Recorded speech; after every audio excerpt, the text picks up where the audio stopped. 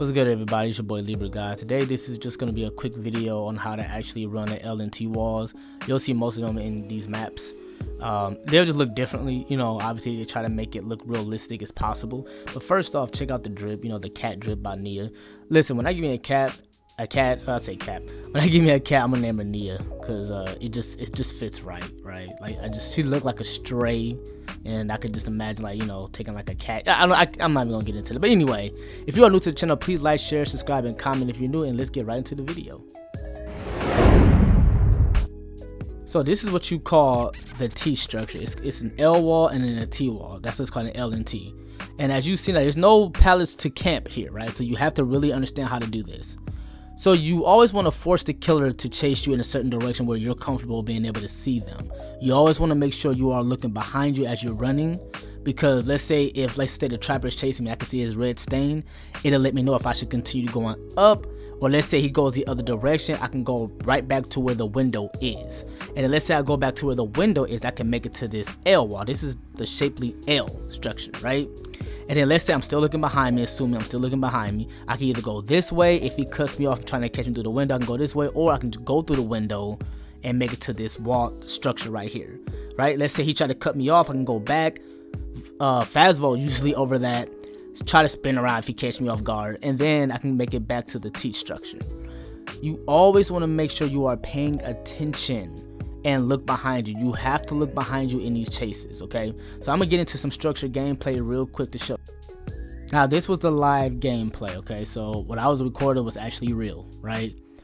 Now against Legion, I'm gonna do some things that you guys probably don't want to do. You definitely don't want to continue to heal. I know I have like a healing build and a chase build, but you don't want to keep healing, because with Legion he can always just tap into his power. It's like going against the Plague, right? It makes no sense. Now I was able to get to this T, right?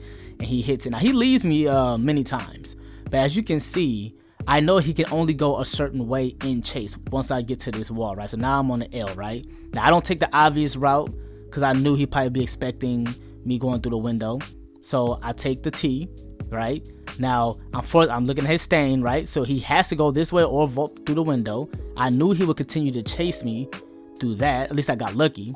Then I was able to make it to the L, right? And as you see, and I know exactly what it is, because even though I'm talking over it, I can also hear his footsteps, so I can still track to where he's at. So even, because listen, at the end of the day, with some of these walls, you can't really see the killer all the time, so you have to, that's why it kind of shelters you to take these chases, right?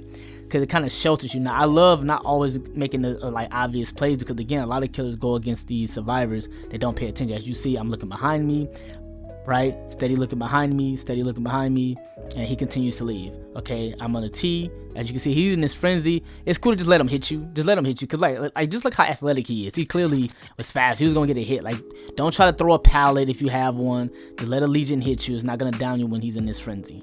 Okay, as you see, I'm looking, he hits the gen, I'm looking, okay, now he gonna go through the window, right, which he caught me, but he hopped through it with his frenzy, okay, and then I kind of let him hit me again, or he kind of waited, but then, mind you, I got resilience, so I fast vaulted. Okay, he's going to, look, you see that red stain, okay, as you see, I'm looking, okay, I don't know if he tried to swing or something, I don't know, the T again, see, he's behind, and you see, look, constantly looking behind me, and I knew, and when I turn my camera to look straight at the window, I know there's nothing he can do about it once I get that kind of distance. See, again, he's taking the other side, that 50-50, you see what I'm saying? Again, another fast vault, you see what I'm saying? Again and again. Eventually these are gonna get blocked off, because it's you can't continue to the entity don't like you looping the killer all day, put it like that. The entity don't like it when they go against somebody who actually know how to play. Now I don't know what happened with the PS4, but it cut off the clip, but he obviously caught me, and and listen, you're gonna get caught. The goal is to waste the killer's time, okay? Look, you see, I want you to always pay attention to be comfortable with that T. That T is what I like the most, but it might be the most trickiest, because it is a 50-50, meaning the killer can go the other way. He could have doubled back.